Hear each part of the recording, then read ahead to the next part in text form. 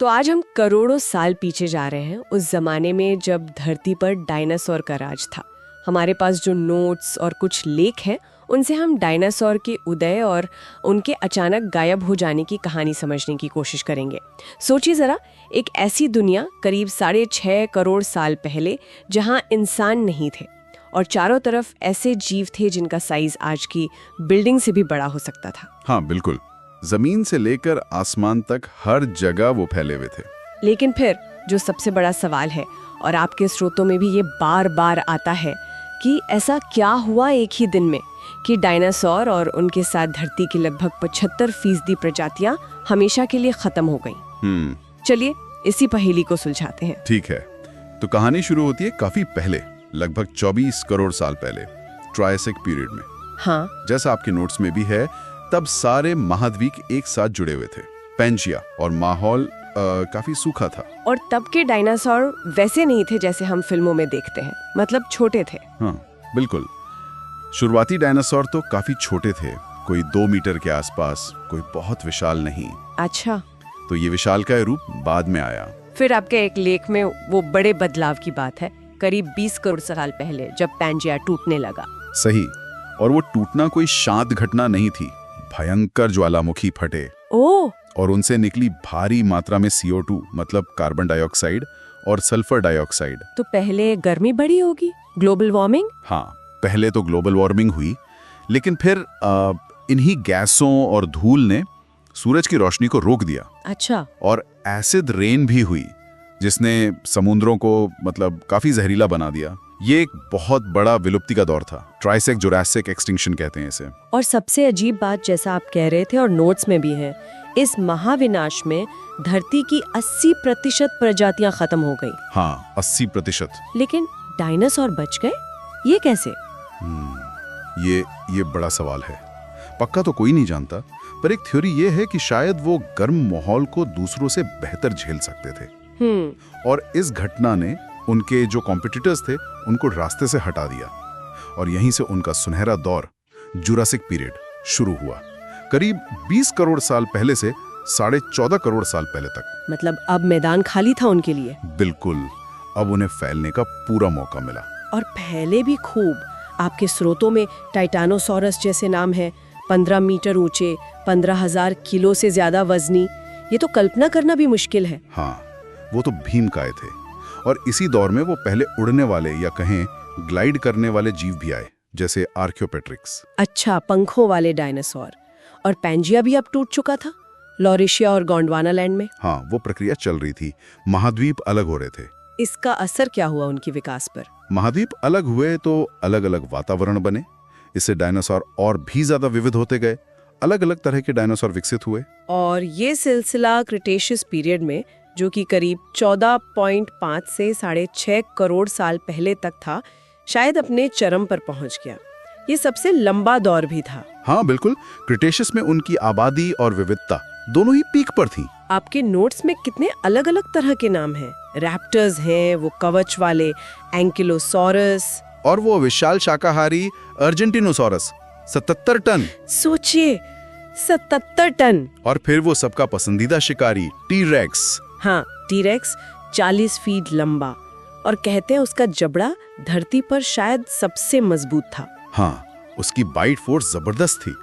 और सिर्फ जमीन पर ही नहीं, आसमान में भी विशाल जीव थे, क्विट्ज़ालकोटेलस। ओ हाँ, उसका जिक्र है। उसके पंख कितने फैले होते थे? 30-35 फीट। हाँ, करीब 33 से 36 फीट का विंग स्पैन, मतलब एक छोटे हवाई जहाज जितना। कमाल है। और इस समय तक महाद्वीप भी लगभग आज जैसे दिखने लगे थे। हाँ, काफी हद तक आज की शक्ल ले चुके थे।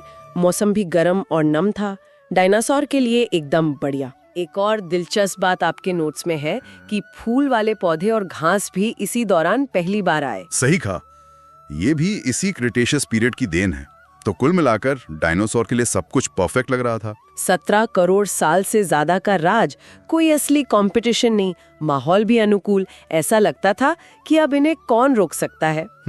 लेकिन फिर, जैसा कि सारे स्रोत एकमत है, वो दिन आ गया। हाँ, वो महाविनाश का दिन, एक बहुत बड़ा एस्ट्रॉइड, अंदाजा है कि कोई 10 से 15 किलोमीटर चौड़ा रहा होगा। 10 से 15 किलोमीटर? हाँ, और वो करीब 30 किलोमीटर प्रति सेकंड की रफ्तार से, मतलब गोली से भी कहीं तेज, आज के मेक्सिको के पास युकाटन प्रायद्वीप पर टकराया। 30 किलोमीटर प्रति सेकंड।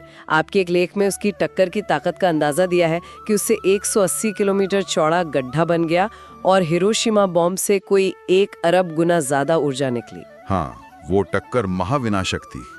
जहां वो टकराया वहां तो आसपास सब कुछ सेकंडों में भाप बन गया होगा और शायद 800 किलोमीटर दूर तक तापमान 600 डिग्री सेल्सियस पहुंच गया हो। बाप रे! और वो टक्कर से जो पत्थर और मिट्टी उड़े ना, वो आग के गोलों की तरह हजारों किलोमीटर दूर तक गिरे। पूरी दुनिया के जंगलों में आग लग गई। और भूकंप, सुनामी? हाँ, भयंकर भूकंप आए होंगे और तटों पर विशाल सुनामी लहरें उठी होंगी।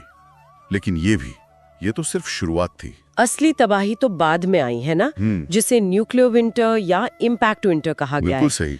टक्कर से इतनी धूल और धुआं उड़ा कि उसने सूरज को ही ढक लिया, शायद महीनों या साल भर के लिए। तो अंधेरा छा गया। हाँ, अंधेरा और भयानक ठंड। तापमान एकदम से गिर गया।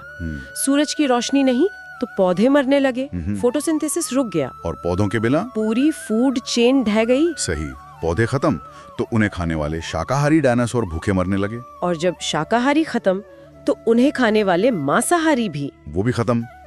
इसके अलावा एसिड रेन ने नदियों, झीलों और समुद्रों के जीवन को भी भारी नुकसान पहुंचाया। तो बचा कौन फिर इस सब में? बच पाए वो जीव जो छोटे थे, आपके स्रोतों के हिसाब से शायद 25 किलो से कम वजन वाले। जैसे हमारे पूर्वज, छोटे मैमल्स, कुछ रेप्टाइल्स जैसे कछुए, छिपकलियां, कुछ पक्षी। और ये क्यों बच गए? शायद इसलिए कि वो छोटे थे तो उन्हें कम खाने की जरूरत थी।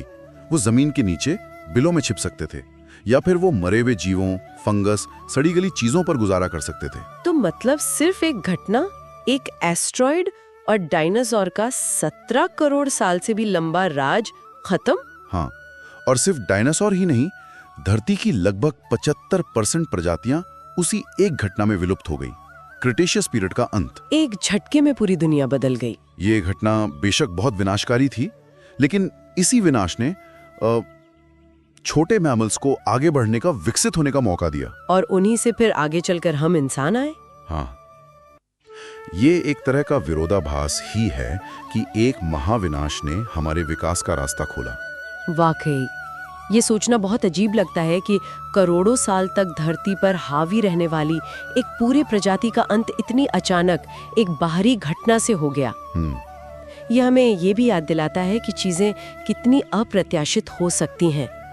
इन सारे स्रोतों को देखने के बाद मेरे मन में ये सवाल रह जाता है, क्या हमारे समय में भी ऐसी कोई अनदेखी ताकत या घटना हो सकती है जिसके बारे में हम अभी जानते नहीं और जो सब कुछ बदल सकती है? ये सोचने वाली बात है।